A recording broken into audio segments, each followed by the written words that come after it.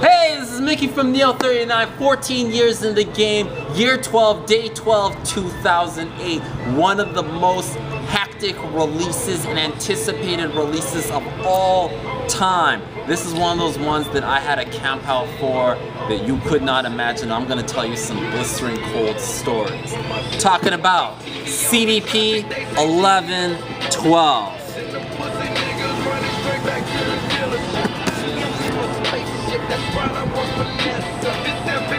Break it out here. What side do you want to start with first? Let's check it out. For a lot of people, this is their holy grail. An incredible shoe. This is one of the only J's I have that's dead stock in my collection. There's not a lot of them, like maybe 2 shoes or 3. This is one of those fews that bred. This is to many what blew up the 11s in people's eyes. They got them going crazy for them. Before then, people were sleeping. Now I'm talking about in the 90s, like mid-90s when these dropped. I'm drop to you the taxis real quick.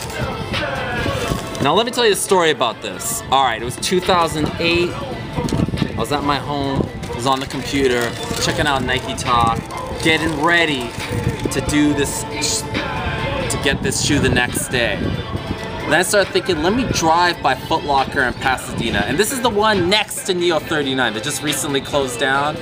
So I drove down, there was one person in line. I called my wife up, who at the time I was still dating, and I said, you know what, I'm thinking let me go and line up and get that shoe right now because I don't want to miss out on it. So what I do, I drove out there about 10:30, 11 o'clock at night. I get in line. As soon as I get in line, a van pulls up. 3 other dudes line up beside me. And I'm like, looks like I came at the right time. I was second in line. We already got 5 people in line. Next thing I know, the line just keeps getting a little bit bigger, a little bit bigger. My wife, like I said, who was just my girlfriend at the time, was cool enough, kept bringing me coffee, whatever, holding out the lines, getting a little longer. Now, 3:30 in the morning, 3:30 in the morning in California is really cold. I know some people are thinking, nah, it's California. But in December in California, it gets really windy. We were freezing cold. Aside from that too, I started getting some stomach pains. I had the runs. I'm gonna be straight up with you. I'm gonna keep it real with you. And I'm like, how am I gonna let the line go and get these shoes? So I told all those guys in line, I'm like, listen dude, I'll make you guys a deal.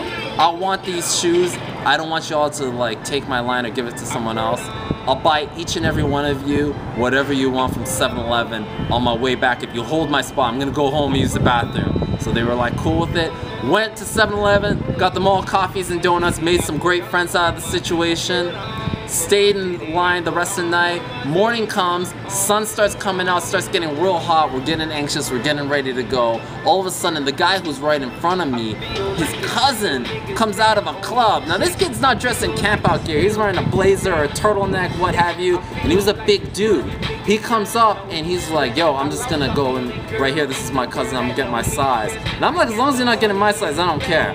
Guy's like, I'm getting a 13. So it wasn't me, but then there was a guy who was in line, like, yo, I'm getting the 13. Nobody else really wanted to speak up because they're a little bit, you know, intimidated. Guy was a big dude, right? Next thing we know, the Footlocker dude comes in. He's like, what's the deal with this? And we say the situation. Then he's like, listen, I don't care what y'all are doing. Just figure it out yourselves. Otherwise, go somewhere else. Anyhow, the guy in front of the line was cool enough. He told his cousin, listen, man, you can't do this to all these people. Dude broke out, and that's what it was. Everybody got their shoes who waited. It was harsh. And I gotta tell you, man, I was a little afraid of getting jumped on that one. But I made it okay. Some other things that were going on in 08 at the time. Young Jeezy put it on, Kanye West. Auto-tune was blowing up everywhere. You're starting to see it in Wendy's commercials. Things were getting hectic.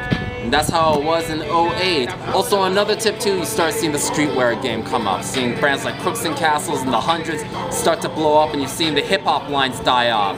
You're seeing Sean John, Rockaware and stuff with less prominence than they had earlier on. And that's how we were in 2008. Come check us out tomorrow in 2009. This is Mickey from Neo 39. Catch you later.